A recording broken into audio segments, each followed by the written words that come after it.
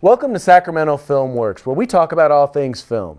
I'm Craig DeLuz. And I'm Amy Henry. Thank you so much for joining us today. We're so excited about our show because we get a chance to talk about a really important and unique aspect of film. You don't want to miss this. Hang on, we'll be right back.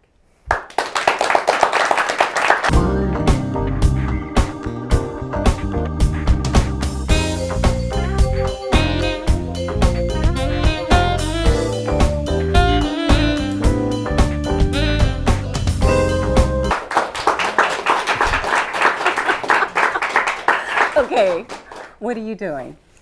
I'm trying to get the perfect shot here. You know how when you're watching a movie and you see that they get the perfect and ideal shot, and I'm just practicing, so I'm trying to get it done here. Okay, well, but I think that we have a guest that's going to show us exactly what that's all about, right? That's right. Okay, we have good. with us a well-known cinematographer here in the Sacramento area, Mr. Tim Walton. Yes. Tim, welcome. Yay. Thanks for having me, guys. Thank you so much. Yes. This is wonderful. Thank you so much. Tim, you are currently with KVIE Channel 6 here in Sacramento, which is the local PBS affiliate, station. yeah. So you've been with KVIE for how Almost long? a decade now. Really? 9 years, I think. Oh, awesome. So what is your main role there? Is it many hats? Well, primarily I'm an editor with KVIE. Okay, But great. I also do a little shooting on the side, and I've produced a couple of programs as well. So. Awesome. But your passion, love, and background is in the big word, cinematography. Yeah. Okay, well, I had to really learn what that was before we did the show today. And tell us a little bit about what cinematography is. Cinematography, it's hard. Okay, it's the visual in visual storytelling is what I tell people. It's taking the director and the writer's vision and translating it into something that the audience can see, feel, and appreciate. It's a very complex thing. There's a lot of hats that at work in making it come to fruition. But yeah, that's basically in a nutshell. It's the visual and visual storytelling. Okay. So I guess if you're, some of the folks we work with are directors, and how do you communicate with a cinematographer? How do you make sure that you're getting that right shot? I mean, what constitutes the right shot even? Well, that's really hard because they're asking tough questions right out of the gate. That's what we do, Tim. Well, first off, it starts with a conversation. Obviously, you gotta you talk about the script. Usually somebody will approach me and say, "Got a story I want to make." Okay, we sit down, we talk about it. I read the script. If it's something I'm interested in, at that point. If it's not, I say, "Well, let me recommend somebody else." But or if it's something I don't feel like I'm the best person for it, I'm very big on knowing my limitations and saying, you know what, this person is much better at film noir than I am, so let me recommend you that person. But it's once you kind of talk to the director and you figure out, you really have to have a connection with the person if you're going to do this, because you got to be able to think what they think and see what they see. A lot of times anybody cannot always be the best communicator, the best orator. So we're sitting there talking about it, and they'll say, well, here's a great example. I was working on one film. The director said, okay, we're going to shoot this angle over here. Okay, now we're going to shoot this angle over here. And then he said, okay, now we're going to shoot this angle over here. And I went, we already shot over there. So, just knowing the lay and trying to keep things efficient and getting the shots to tell the story. Are there directors that, because this is a relational thing, is what you're saying. So are there directors that just kind of, they'll tell you what they want, they kind of sit back and let you, with what you're able to do, trust you with what you're able to, is that a big factor then? Trusting in your cinematographer, relying on the director to be able to communicate what they're looking for as the steps progress, but they've got to really just allow you to do what you do. Do you find that is a necessary component, or are you ending up sometimes being the person to just listen to the director and do what he says? That's yes, in both counts. It's there are a lot of directors. One of the things that I've told people is there's a lot of directors. Almost everybody started off with a camera. When we start off as filmmakers, we want to go and make our little movies, so we grab a camera and we go and we shoot. The hardest thing for somebody to do is to let go of the camera. They still want to hold it. They still want to get the shot, and a lot of times you get so wrapped up in what you're doing, you can't see the forest for the trees. And so it's a symbiotic relationship, if I can say that word. It's a symbiotic relationship where you need each other, Right. but at the same time you also need to know when to pull back. And there's a lot of times where I pull back and I just go, okay, you know what, I'm going to do what he wants or she wants, and because you got to pick and choose your battles as well. Isn't that the truth? Exactly. Hey, we want to show a clip of yours real quick, but I wanted you to tell us a little bit about it. Okay. The wedding surprise. It was, when you told me about it, I was really interested in it. So can you tell our audience just a little bit about it before we run it? Okay, well, it was, I used to work for a gentleman who didn't want to have he wanted an atypical wedding. And so rather than going to a church and getting married and having some videographers there videotape it, he and his bride-to-be got together and made a movie called The Wedding Surprise. And then their wedding party was actually at the Crest, and the band was the Tubes. The San Francisco 1980s pop band was their wedding band. And we all showed up. They had fake paparazzi and fake screaming crowds and everything as we showed up. But when he first approached me, he told me he wanted the first half to look like a David Lynch film and the second half to look like Lord of the Rings. Okay. And I'm like, okay, how am I going to pull this off? Oh, and by the way, we have no money either. So I'm pretty happy with it. I'm pretty proud of it. I think I kind of captured a little, if nothing else, the essence of what it was. But it's up to the audience to make up their minds. So. Well, let's see if you got it. Let's take a look.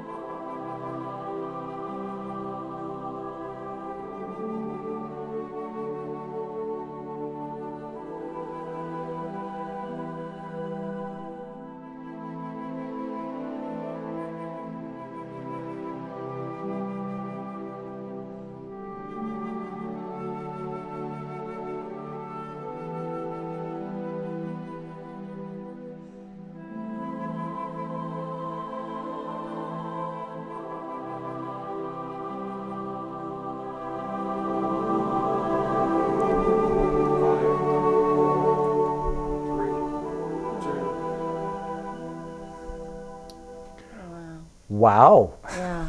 Ooh, that's nice. I want to see how that one ends. That was really beautiful. Okay, first of all, as a woman, I have to just say, when I saw the feet, I thought, did they get a pedicure? That was my first At thought. least some lotion on the heel or something. But, honestly, the color, it's almost got like a foggy look and kind of smoky. How do you do that? Smoke machines. Smoke machines, Yeah. but even with at, all the lights. This was at the Episcopal Church down on, was it 15th and J? Okay. It's like a 100-year-old church, 150-year-old church. They let us come in. I was able to put black curtains between the pillar and the back wall so you could see the pillars. And then we had a massive lighting setup that creates a really soft, beautiful frontal light. Yeah. And then we just smoked the whole place up, and I had little shafts of light. You saw as the camera pulls back, a shaft of light appeared. Actually, there was a grip walking alongside who was blacking the light so I didn't get glare in the lens. And once it cleared the lens, she dropped the flag so that you get the shaft of light. How do you plan all that? I have to imagine that, between the equipment, the personnel, and just to be able to accomplish your vision, how do you lay all of that out in order to make sure that you get the shots that you really want to get? I didn't plan that. I just did it. I'm kidding. No, once we got into the church, the first thing we did was any cinematographer will always do camera tests. You have to. Now, normally you get to do lighting tests and figure out what the lenses are going to do. We didn't have that luxury. But we did go in with a camera while all the pews were still up, and we were able to plan out a lot of the shots and how we wanted them to go. So I knew the whole thing had to be on dollies. The David Lynch portion, which you didn't see in the beginning, was all handheld and was all on tripods, little what they call Dutch angle, little skewed to give you sort of a sense of weirdness. This was all very cinematic. It had to be very big. And so everything was a dolly shot. The lighting had to be very reflective of it. I really wanted the candles to pop on the candelabras and that kind of stuff. So just as you set up the shot, you've got to kind of keep all of that in mind. You got to bear in mind you can't have your main lights be too bright because they're going to overpower the candles. So what's a good, and then if they're too dark, you start getting noise or grain in the image, things like that. So Wow. So I'm thinking about the folks that are watching. And there's probably folks that are already dabbling in this a little bit, but then there's also folks that want to get into this, and they're probably thinking, how in the world do I start to acquire this type of ability? How do you do? When I was growing up, I just started grabbing a camera and going out and shooting things. As I got into directing later on, and I also worked with a couple of directors who were like this, the hardest thing in the world is to let go of the camera. You want to, you keep wanting to take it away, and you have to trust the person who's doing this. And actually, I'm doing a documentary on the history of Squaw Valley, which has a remarkable history. And just by sort of luck, I stumbled into one of the best cinematographers, in my opinion, independent cinematographers in the country. And there's a funny story on, we were doing some shots, you'll see there were aerials, and the aerials were actually done by mounting a camera on top of the big cable car that goes up and down Squaw Valley. And I was down below with a walkie-talkie, and I'm saying, shoot this, shoot that. And every time I did, I looked up at him, and he was already on it. And so the next pass, I started to go, shoot. And I just said, you know what, he knows what he's doing. Okay. And I let him do it. And the stuff he was getting was 100 times better than anything I was trying to point out. Backseat direct, as it were. Wow. Well, you know what? Why don't we do this? Because we actually do have a clip from that. So why don't we go ahead and take a look at that real quick? Okay.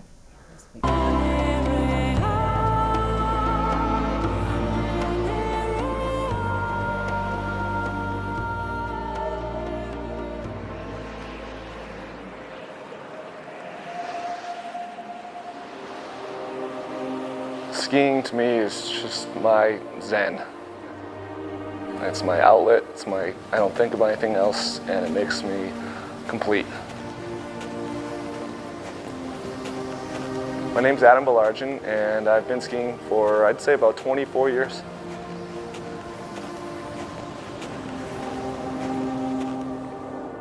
When I was 17, I was diagnosed with synovial cell sarcoma, really rare tumor they found in my chest, and had chemo, radiation, surgery to beat it. And it was quite life-threatening. I was, lost a ton of weight, had all sorts of complications, and quite a scary moment in my life.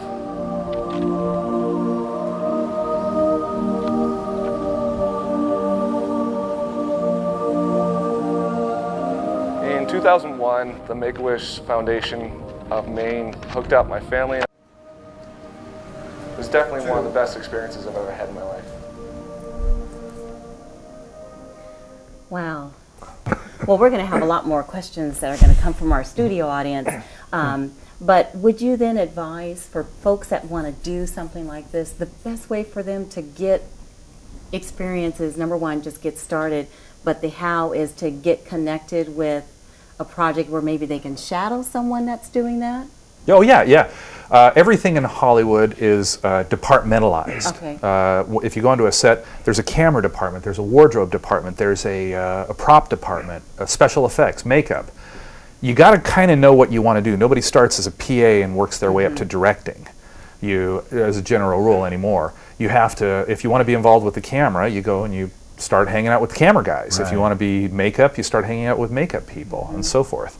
Once you determine what you want to do, find somebody you can go and hang out with. Particularly in Sacramento and inland Northern California, there's not a lot of paid gigs doing this.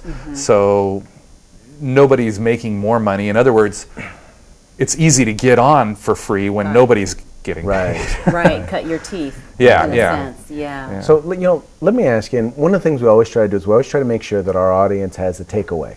If there was one thing you wanted to communicate to our audience who were filmmakers, what would it be?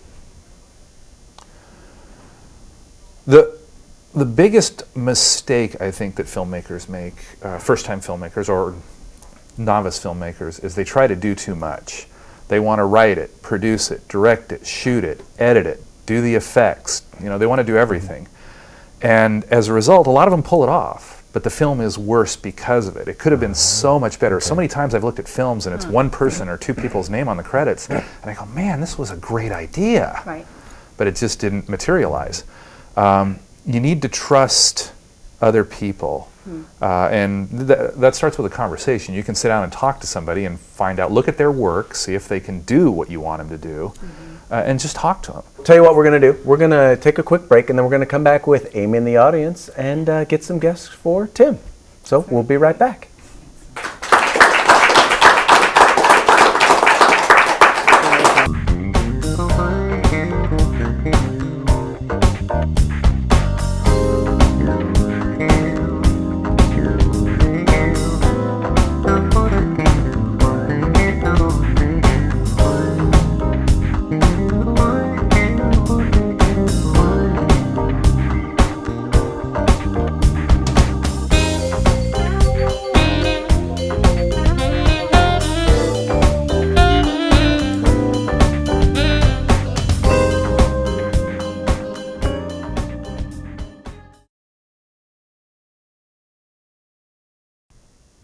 Welcome back. We're here with cinematographer Tim Walton.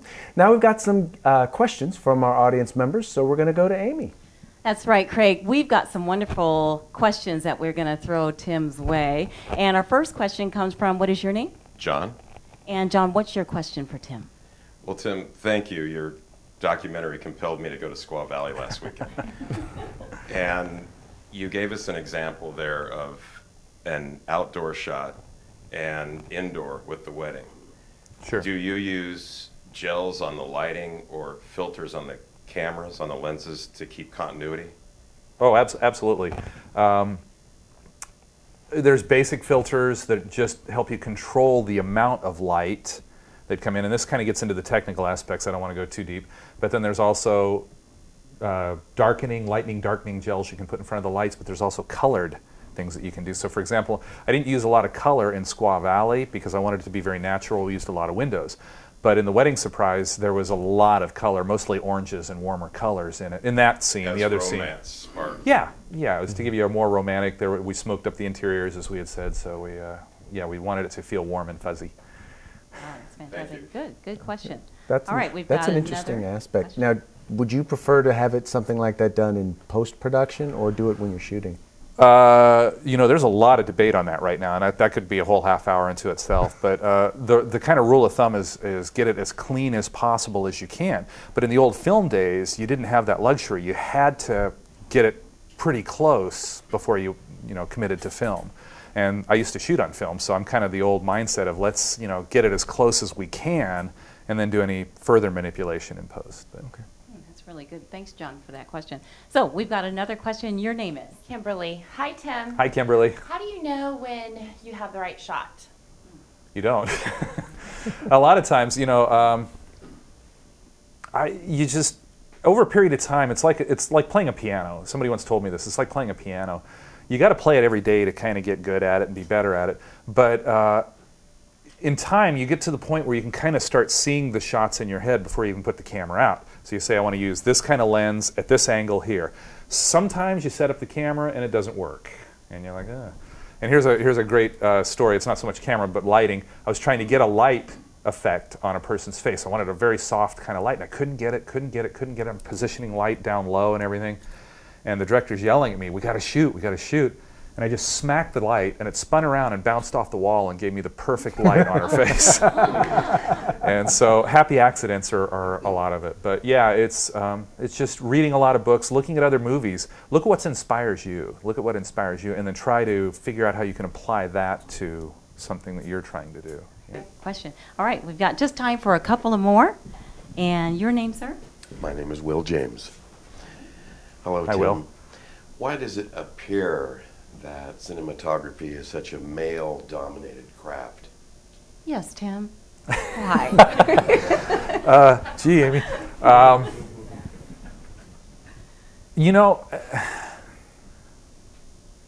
I think I've actually read a couple of books. I'm very fascinated with the early history of Hollywood, and I'm gonna like give Amy a little compliment here.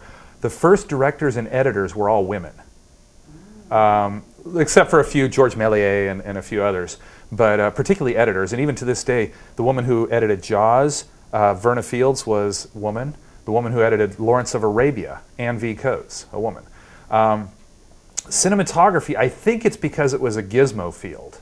And most of the cameras in the early days were very mechanical, and you had to hand crank them, and it was just things you're always working on. And that's just a guess, but I'm guessing that it started off that way, and then it just sort of kept on going that way. We're seeing a lot more female cinematographers, though, and they're really good.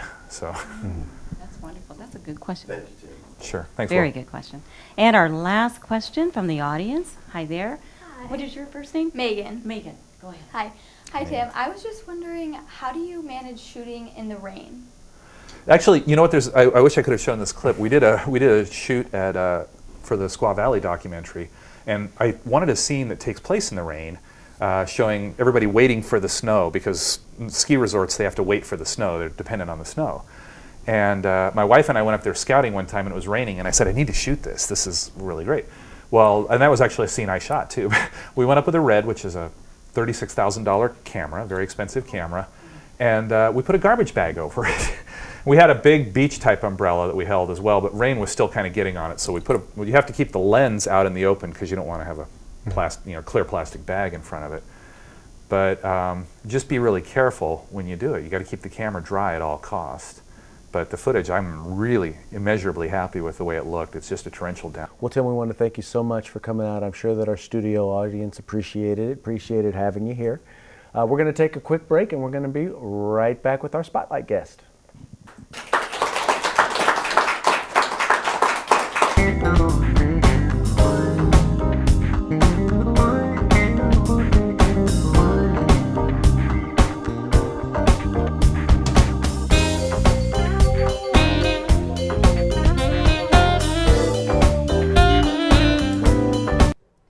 And welcome back. We are so glad you've joined with us. We have an exciting spotlight guest with us. Now, normally on our spotlight, we get to highlight someone who's actually doing film, but this time we get a chance to talk with somebody that has learned how to utilize different medias to help support what they're doing. So I'm going to introduce to you a lady who is an ordained minister, a chaplain, and just has a variety of different ministries, and she's learned the key of how to utilize media. I would like for you to join me in welcoming Pastor Roxy, as we all affectionately know her. Thank you so much for being with us. Thank you. What a blessing to be here. It is really a blessing. I'm so excited that you get a chance to talk to us about how you have integrated media with what you do. And like I was telling the audience, media encompasses so much, and Yes. you've been able to tap into it to be able to reach and help people that you will never know, but they've been able to hear you, they've been able to now see you. So let's talk a little bit about that. How long have you been in ministry? Wow, over 30 years now. Ooh, Yeah, 30 years. A long time. A long time. So It's become my life. Oh, I bet.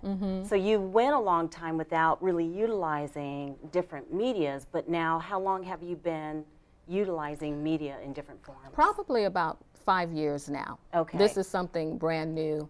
Yeah. On the journey. On But it's exciting because we get to reach the masses and the multitudes. Like you said, a lot more people that we are reaching through radio and television that we could ever reach, Yeah. And radio has changed over the yes. years. I mean, my background is in radio and television, and radio has changed so much. So tell us a little bit about the exciting ventures you have on different radio networks. Talk about that a little bit. Sure. Between my hubby and I, we have 5 radio shows currently.